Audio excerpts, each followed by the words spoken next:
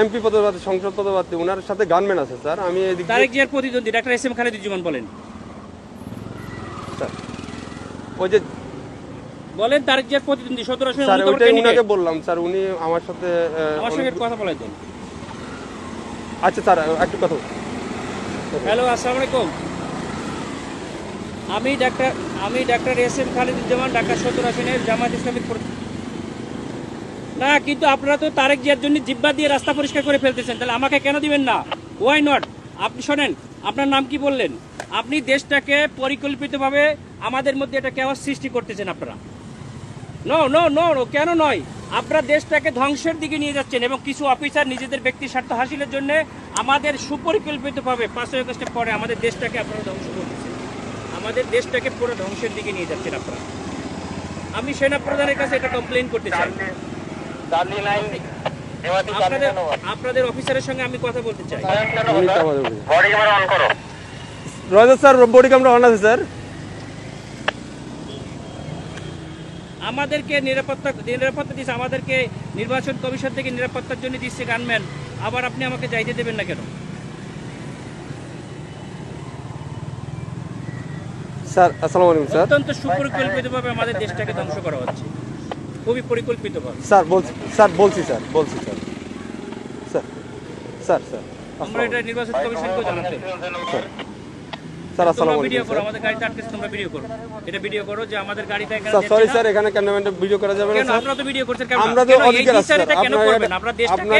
আপনারা দেশটাকে পরিকল্পিতভাবে কেন ধ্বংসের দিকে নিয়ে যাচ্ছেন বাবা? স্যার বুঝতে পারছি স্যার, আমি আপনার কথা বুঝতে পারছি স্যার। অনেক মানুষ রক্ত দিয়েছে, আপনারা আর রক্ত নিয়েন না আল্লাহর রাস্তে। দেশটাকে সেনা প্রধান অত্যন্ত ঐতিহাসিকভাবে দেশটাকে এভাবে রক্ষা করছে। স্যার আমি তো আপনাকে যাইতে নিষেধ করি না স্যার। আমি তো আপনাকে বলছি আপনি যান স্যার, কিন্তু আমাদের ক্যান্টনমেন্টে গান নিয়ে অস্ত্র নিয়ে ঢুকা নিষেধ, এটা স্যার। এটা আপনাকে কেন দিচ্ছে? ক্যান্টনমেন্টের জন্য না স্যার, ক্যান্টনমেন্টের জন্য আমরাই নিরাপত্তা দিচ্ছি আপনাকে স্যার। এটা ঠিক আছে, আমার কথা ভিতরে কোনো প্রবলেম হয়ে থাকে আপনার এই দায়ভারটা ক্যান্টনমেন্ট নেবে। এরপরে কে দেখবে?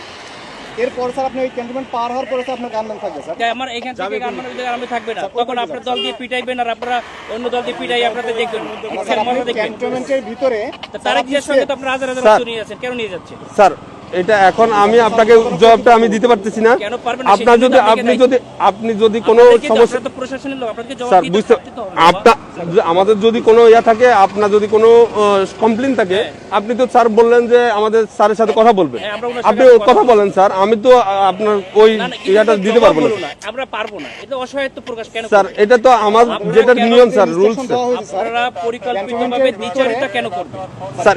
এই জন্যই স্যার আপনি এই কমপ্লেইনটা করেন স্যার। আমি তো এই না, সেটা কমপ্লেইন আমরা কোথায় করব? আপনি তো বললেন যে সেনাপ্রধান স্যারের সাথে কথা বলবেন, ইলেকশন কমিশনের সাথে কথা বলবেন বলছে স্যার। গানম্যান নিয়ে অ্যালাউ নিষেধ স্যার।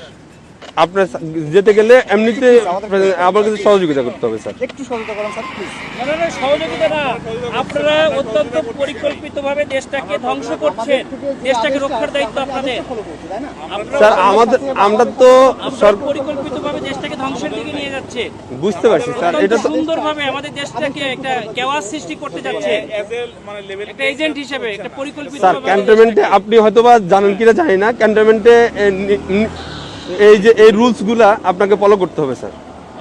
স্যার ক্যামেরা এমন আছে স্যার, ক্যামেরাটা একটু অফ রাখতে হবে মোবাইলে। আপনার ইয়াতে রাখেন, আপনার কথা বললেন, সমস্যা নাই স্যার। মোবাইল হাতেও রাখা যাবে না। হ্যাঁ রাখা যাবে, আপনি ইয়া করতেছেন স্যার। আপনি যেতে পারবেন স্যার, কিন্তু আপনার যে গানম্যানটা এই সময় বুঝছেন, সময় সব সময় থাকে না, ঠিক আছে? আপনাদের সময় সবসময় সমান যায় না স্যার। বহুত বড় বড় অফিসাররা আদর্শে 5ই আগস্টের পরে আমাদের যাইয়া স্যার আমরা কিছু বলি নাই স্যার।